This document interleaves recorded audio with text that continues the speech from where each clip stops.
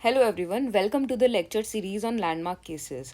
आज हम पढ़ेंगे राइट टू प्राइवेसी के बारे में, जिसको as a fundamental right recognise किया गया था in the case Puttaswamy versus union of India के केस में। पहले समझते हैं कि राइट टू प्राइवेसी को as a fundamental right recognise करने के पीछे क्या क्या रीजंस थे।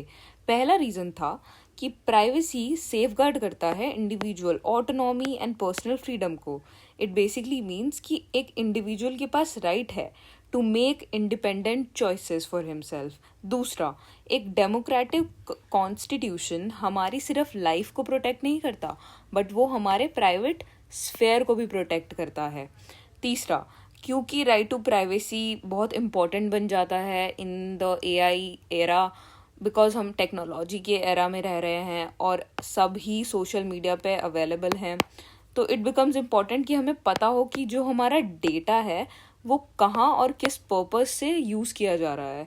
और अगर कुछ इन्फ्रिंजमेंट या एक्स्ट्रा कुछ इन्वेजन होता है हमारे डेटा के लिए, तो हम उसके लिए थर्ड पार्टी को लायबल भी ठहरा सकते हैं, जैसे कि यूट्यूब एंड इंस्टाग्राम।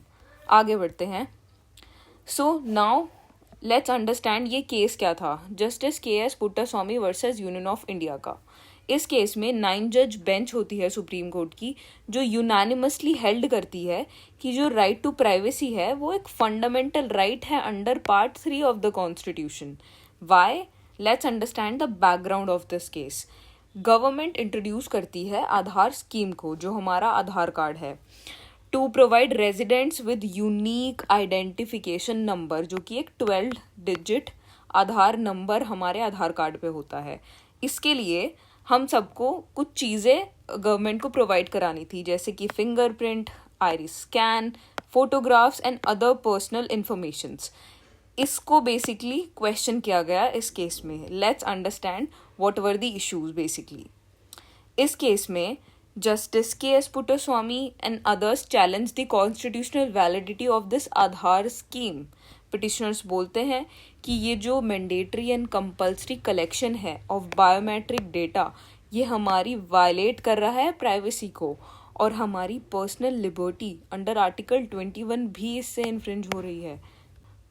इसमें पिटिशनर्स ये भी कंटेंड करते हैं कि जो राइट टू प्राइवेसी है वो तो कॉन्स्टिट्यूशन ने हमें एज अ कॉन्स्टिट्यूशनल राइट दिया हुआ है, और हर सिटीजन के पास ये राइट है कि वो अपनी पर्सनल इन्फॉर्मेशन को कंट्रोल कर सकते हैं। जिसके रिस्पॉन्स में गवर्नमेंट बोलती है कि ये राइट टू प्राइवेसी आप किसकी बात कर रहे हैं, ये तो कॉन्स्टिट्यूशन में रिकॉग्नाइज ही नहीं किया गया, तो आप किस राइट की बात कर रहे हैं। जिसमें वो ये भी बोलते हैं कि सुप्रीम कोर्ट की जो प्रीवियस जजमेंट्स हैं उन्होंने तक डिनाई कर रखा है राइट टू प्राइवेसी को फंडामेंटल राइट का स्टेटस देना, तो आप किस राइट की बात कर रहे हैं। जिसमें कि मेजर इशू फिर ये खड़ा होता है कि क्या right to privacy fundamental right है भी या नहीं कॉन्स्टिट्यूशन में। लेट्स अंडरस्टैंड सुप्रीम कोर्ट की जजमेंट क्या आती है। सुप्रीम कोर्ट बोलते हैं कि राइट टू प्राइवेसी एक फंडामेंटल राइट है under article 21 of the constitution, and ये इंट्रिंसिक पार्ट है आर्टिकल 21 का, और ये उससे अलग नहीं किया जा सकता। ये राइट कलेक्टिवली डिराइव कर रहा है अपनी पावर्स फ्रॉम 14, 19 एंड 21, तो इसको डिनाई नहीं किया जा सकता एज अ फंडामेंटल राइट्स। ये भी बोला गया कि जो जो जजमेंट्स डिनाई कर रही थी प्राइवेसी को एज अ फंडामेंटल राइट, उन सभी जजमेंट को ओवर रूल किया गया और डिक्लेयर किया गया कि हर इंसान के पास अपनी bodily, informational and decisional autonomy का राइट है। ऑल्दो स्टेट को ये राइट दिया गया कि स्टेट पर्सनल डेटा को एक इंडिविजुअल के यूज़ कर सकता है, बट उसको 3 टेस्ट को फुलफिल करना होगा, जो था एक लीगैलिटी का टेस्ट, लेजिटिमेट एम का टेस्ट एंड प्रोपोर्शनैलिटी का टेस्ट। दिस बेसिकली मीन्स कि एक लॉ होना चाहिए जिसके बेसिस पे आप एक इंडिविजुअल की प्राइवेसी में घुस रहे हैं। दूसरा, जो एम है, पर्पस होना चाहिए, जो कि पर्पस भी लेजिटिमेट होना चाहिए। आप किसी भी पर्पस के लिए एक इंडिविजुअल की प्राइवेसी को इन्फ्रिंज नहीं कर सकते।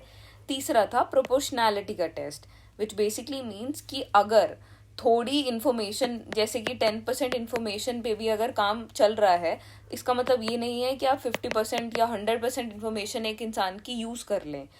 मैक्सिमम आपको यही ट्राई करना है कि उसकी पर्सनल इंफॉर्मेशन को यूज ही ना करें, और अगर नीड भी पड़ रही है इन सीवियर सिचुएशन तो ट्राई करना है कि कम से कम इन्फ्रिंजमेंट और इन्वेजन एक इंसान की लाइफ में किया जाए।